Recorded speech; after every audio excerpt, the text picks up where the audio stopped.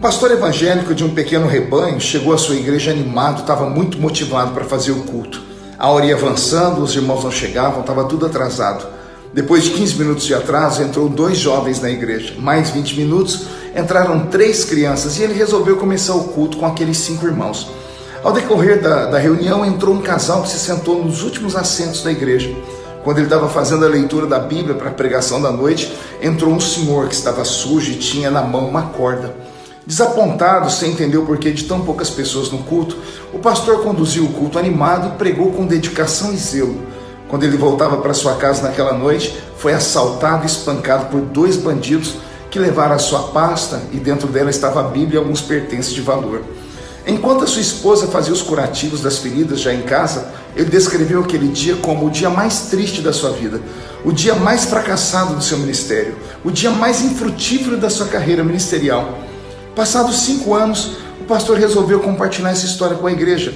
Quando ele estava terminando de contar a história, um casal de grande referência na congregação interrompeu o pastor e começou a falar: pastor, aquele casal que sentou no fundo da igreja naquele dia éramos nós. Estávamos à beira do divórcio e naquela noite decidimos colocar fim ao nosso casamento, mas primeiro resolvemos entrar em uma igreja e deixar por lá as nossas alianças, e depois cada um ia seguir o seu caminho. Mas após a sua pregação, desistimos do divórcio, porque a sua pregação falou ao nosso coração e hoje estamos aqui com a família restaurada. Enquanto o casal falava, um empresário bem-sucedido que congregava lá e ajudava o ministério da igreja acenou pedindo oportunidade para falar. E ele disse: pastor, eu sou aquele senhor que entrou sujo com uma corda na mão. Eu estava à beira da falência, perdido nas drogas, minha família toda estava dispersa, minha esposa e filhos tinham ido embora de casa por conta das minhas agressões, e naquela noite eu tentei o suicídio, só que a corda arrebentou. Quando eu fui comprar outra corda, eu vi essa igreja aberta, decidi entrar aqui dentro mesmo sujo. Naquela noite a mensagem atingiu meu coração e eu voltei para casa com ânimo para viver, e hoje estou livre das drogas, minha família voltou para casa e eu me tornei um empresário de sucesso.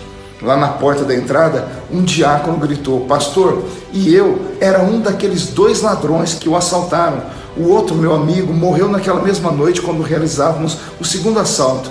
Naquela pasta do senhor tinha uma Bíblia e eu passei a ler a Bíblia todos os dias de manhã quando eu acordava. Depois, tocado pelo Espírito, vim a esta igreja e me converti. O pastor ficou em choque, começou a chorar junto com a congregação. Afinal, aquela noite que ele considerava ter sido um fracasso foi uma noite de milagres. Lições dessa história: exerça o seu chamado com dedicação e zelo, independente do número de membros que você pastoreia. Dê o seu melhor todos os dias, pois cada dia você é um instrumento para a vida de alguém.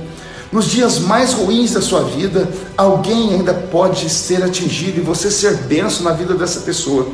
O dia que você considera como o pior dia da sua vida, o dia mais infrutífero da sua história na terra, pode na verdade ser o dia mais produtivo no mundo espiritual.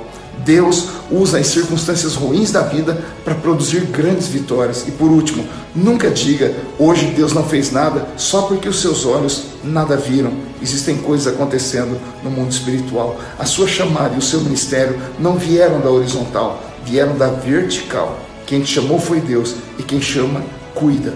Um abraço.